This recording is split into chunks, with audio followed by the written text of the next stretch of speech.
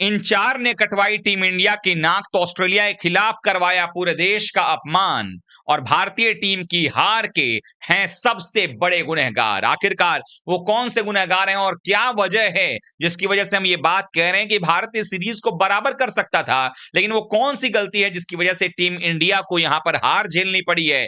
एक और जीता इताया मुकाबला टीम इंडिया ने अपने हाथों से थाली में परोसकर ऑस्ट्रेलिया को दे दिया, ये आपको बताने वाले हैं। आप सबको मालूम है कि भारतीय टीम इस वक्त ऑस्ट्रेलिया में खेल रही है तीसरा और आखिरी वनडे मुकाबला, बस 36 घंटों से भी कम का वक्त बचा रह गया है और अब शुरू हो जाएगा सिडनी में।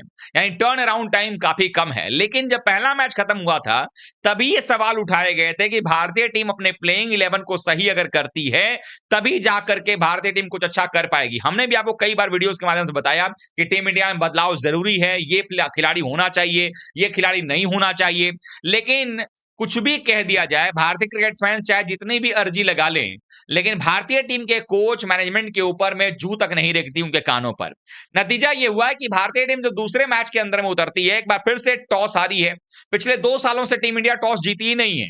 मतलब ये विडंबना कहिए इसको कि 17 वनडे मुकाबले हो गए हैं और भारत का कोई भी कप्तान, इवन जब रोहित कप्तान थे तो भी और अब गिल कप्तान है तो भी अभी तक टॉस हम नहीं जीत पा रहे हैं। और सबसे बड़ा गच्चा हम यही खा जा रहे हैं कि हम टॉस ही नहीं जीत पा रहे हैं। यानी कि जो सामने वाली टीम हमें दे रही है हम वही कर रहे हैं। और ऐसे में दोनों ही मैचेस में हम पहले बल्लेबाजी करते रहे। पहले मैच के दौरान जो कुछ हुआ वो तो खैर चलिए ठीक है, उसमें हार मिल गई। लेकिन दूसरे मैच के दौरान भारतीय टीम ने कम से कम इतना स्कोर तो जरूर बना लिया था कि इस मैच को जीता जा सकता था, लेकिन हम ये मैच भी हार गए। तो ऐसे में वो 4 ऐसे गुनहगार मैं आपको बताने वाला हूं जिनकी वजह से ही भारत को ये अपमान का घूंट पीना पड़ा है।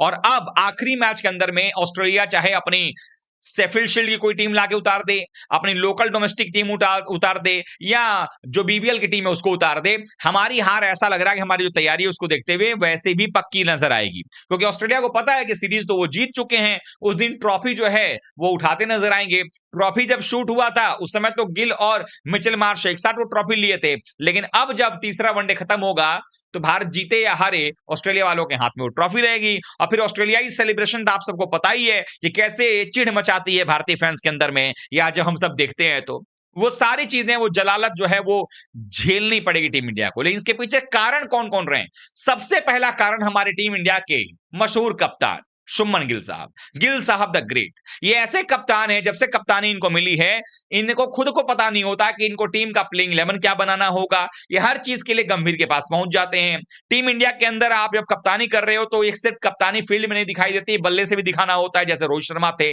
लेकिन गिल साहब दोनों ही मुकाबलों में फ्लॉप साबित हुए हैं। दोनों ही मुकाबलों में गिल साहब के बल्ले से रन नहीं निकला है।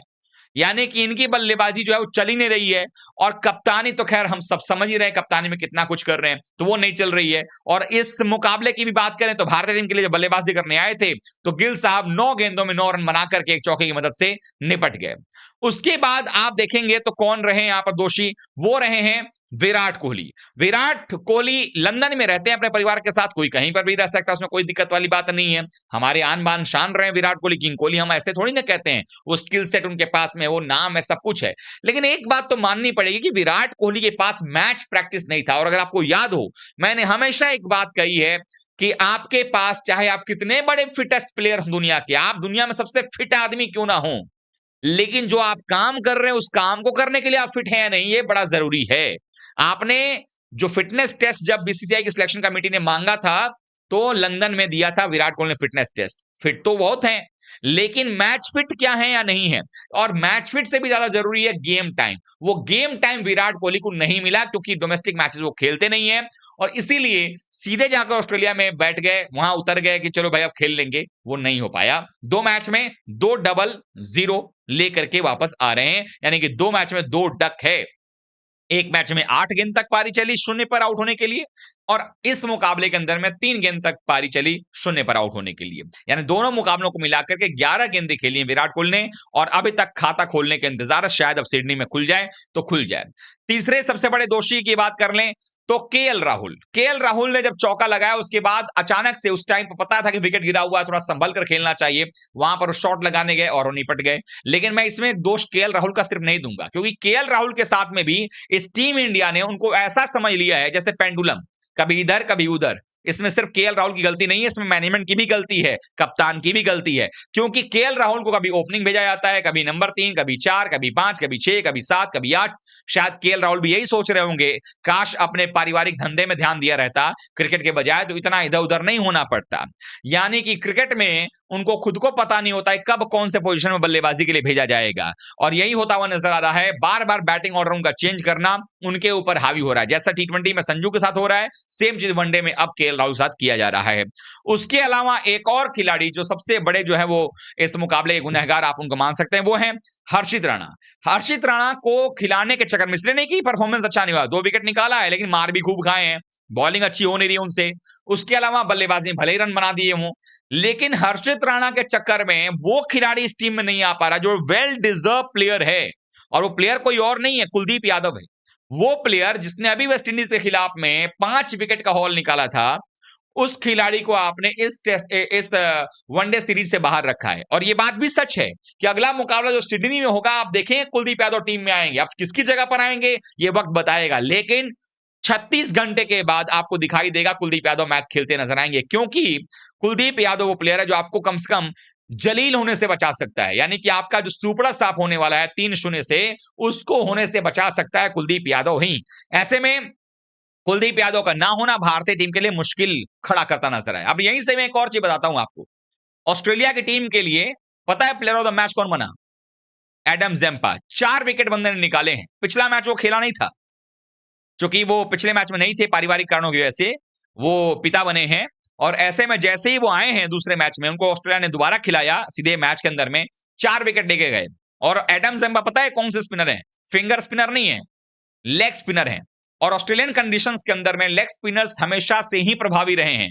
कारण ये होता है कि भारतीय कंडीशन में आप देखेंगे एशियन सबकॉन्टिनेंट में, तो जहां गेंद ग्रिप करती है वहां पर फिंगर स्पिनर हमेशा काम करता है, लेकिन जहां गेंद ग्रिप नहीं करती है वहां पर आपके पास लेग स्पिनर होना चाहिए, रिस्ट स्पिनर होना चाहिए।